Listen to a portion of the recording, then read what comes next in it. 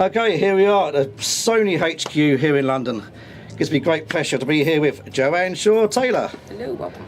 You got a new album out next year. Yep. March the 15th, I believe. You are correct. First one on Silvertone and Sony. Mm-hmm. The album's called Reckless Heart. Mm-hmm. And tell us about the album, because I had a good listen this morning. It's got a bit more free-flowing, a bit of a swing to it. Yeah, more lively. It's kind of a mixture, really. We recorded it in Detroit, Michigan, with Al Sutton, which is my first time working with Al. A good friend of mine, always wanted to work with him, so it worked out brilliantly for this album. And yeah, it's just sort of a mix, really, of all my loves, sort of rock, blues, soul. So it worked out pretty good, I think. And your previous album, Wild, very good, sturdy effort, was produced by Kevin Shirley. Mm-hmm. So how has Al worked differently compared to Kevin? I think the two bigger differences are, one, he wanted it to be very live and very raw, which comes from, I think, knowing me for about 10 years. That was always the album he wanted me to make.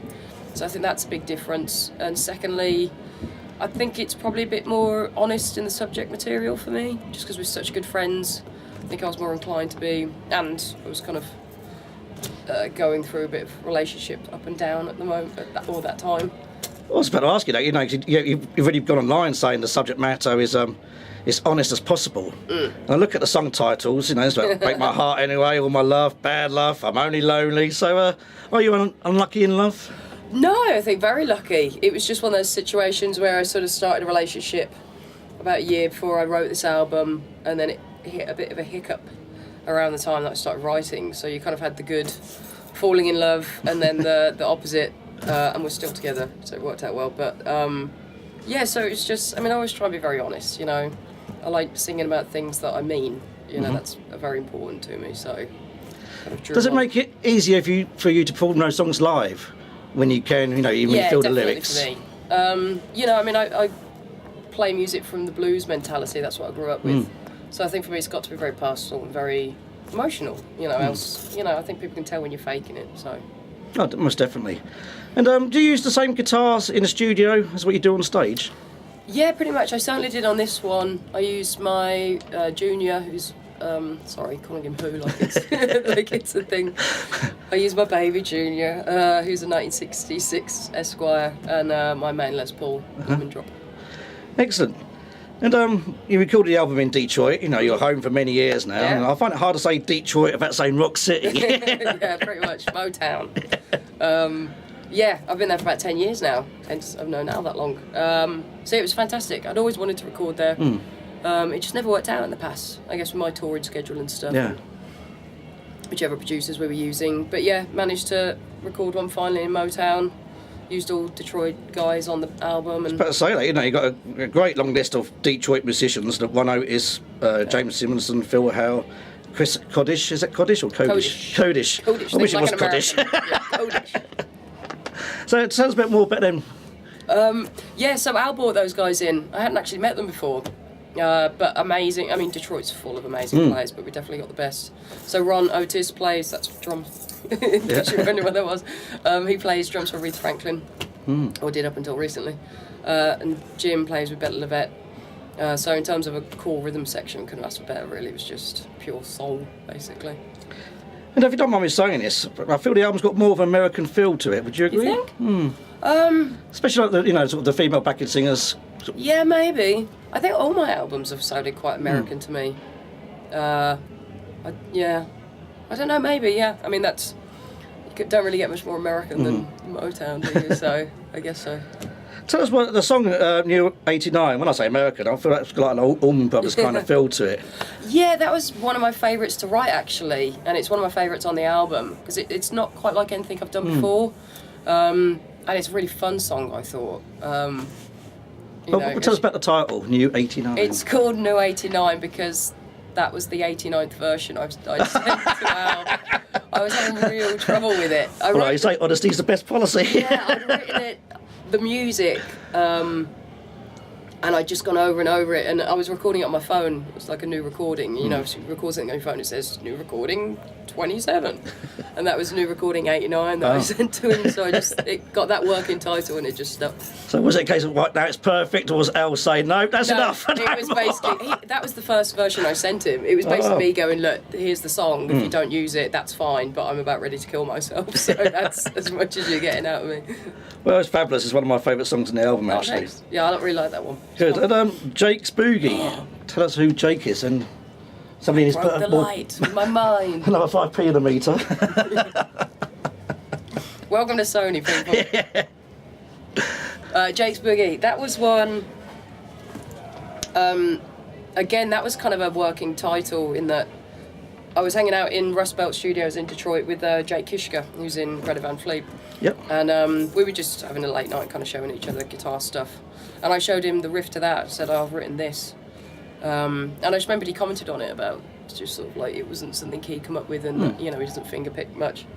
And I hadn't written any lyrics, and I had it for ages. And the working title on my laptop was Jake's Boogie, and then it just sort of stuck. But I'm very specific that it wasn't written about Jake because it's quite a nasty lyric. So I don't want that out there.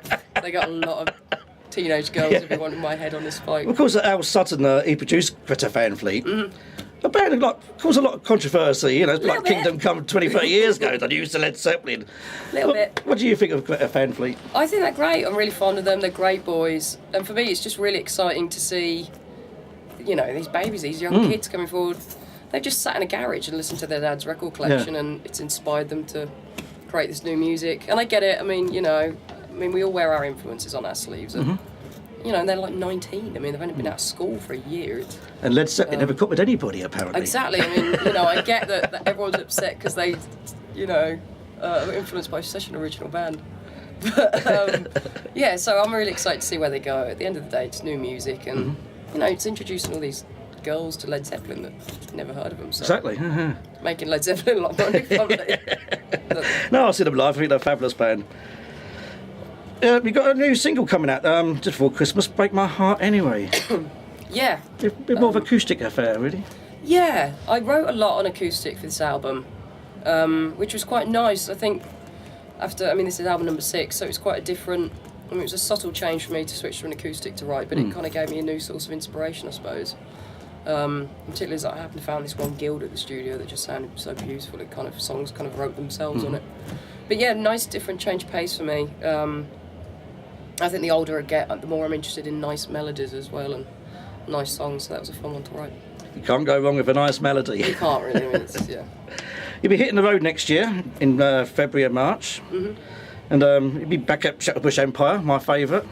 It's one of my favourites. But early this year, you played like an intimate gig just down the road in Kent at the Nails. You know, so you played some venues all over the place this year. You played the O2, you played the Albert Hall. Yeah, you know, I get out and about a bit. So, you know, what sort of venues do you like the best? Is it the intimate ones, or, you know? It's a mixture. It really depends on the crowd for me. You know, there's certain places I love playing, like Glasgow's actually always really good fun. It's always quite riotous up there. But yeah, I mean, I like the small intimate ones as much as the, you know, I won't lie, it was really nice to walk out on stage at the Royal Albert Hall. That was pretty nice. But yeah, it depends on the crowd, to be honest. It really does. But it's both. Excellent. Also, we've got Christmas around, literally next week. 8 days, 6 days, 7 days. Yeah, and I know, you're a blues girl, but, you've got wide various musical tastes. So, so what CDs are you expecting in your Christmas stocking? Well, it's this time of year that my Christmas playlist does start on December 1st. I'm quite a big fan of Christmas. I don't know, I think there might be a Led Zeppelin book coming my way. Excellent, yeah. Just generally music. Yeah, there's a few things I want. I haven't got the new Marcus King record yet. I'm looking forward to that. Surprise me. Hopefully there'll be some music. What's been your favourite album of this year by another artist? Ooh, that's a tough one because I actually don't listen to that much new music. I got the Chris Stapleton sessions that he did this year. He's kind of a new artist to me. I saw him at the end of last year in Detroit, which I loved. I thought he was fantastic. You know, it's at Pine Knob, which is like this big outdoor amphitheatre, and it was just 3 guys on stage with old tweed amps playing soul country songs and people going nuts. Talking of Detroit, when you are at home, because obviously you are busy, like most musicians all around the world, But when you're at home, do you check out much of the music scene there? Yeah, I try to. I mean, I've got a lot of friends who are musicians. So I went out and saw a band the other week in this sort of dive bar down in Detroit called The Henchman. That was really cool. Yeah, I mean, it's a cross between the two. I try and go out and support friends, but at the same time, it's like, you know, last thing I really want to do is go out and see loud music. Bit like Busman's Holiday, loud music, yeah. So, no, I do go out, but I try and not that much. Okay, and you know, we're at the end of the year, and it's that time of year where we always look back and think, blimey, was that this year? And what's been the highlights for you? I mean, making the album. Yeah. This one on Sony, and it was, you know, something I really enjoyed doing. I think the Foreigner tour was pretty cool, because there were some really good venues. And I loved their show, actually. I really enjoyed it. I went out every night. Fantastic live band, even though it's just like Mick Great Jones. band, and just the songs, still you brilliant, know. yeah. For me, it's Can't always argue about the the songs. And then I saw him again, actually. I went and saw him in Detroit, talking to go and see live music. So yeah, those two are probably... Royal Albert Hall was pretty nice, won't lie. Yeah, I was there. It was a fabulous occasion. Well, the new album, Reckless Heart, which will be the highlight of 2019, I'm sure. Best one to date. I'm in the mood for it already. The first single was I like absolutely a fabulous. pun. Well done. And I said you got a new single coming out, Break My Heart, anyway. So I look forward to that. So, Thank you. Joanne, it's been a pleasure talking to you. You too, love. Happy Christmas and a Happy Merry New Year. Christmas, Happy New Year. All the best for the future. Thank you.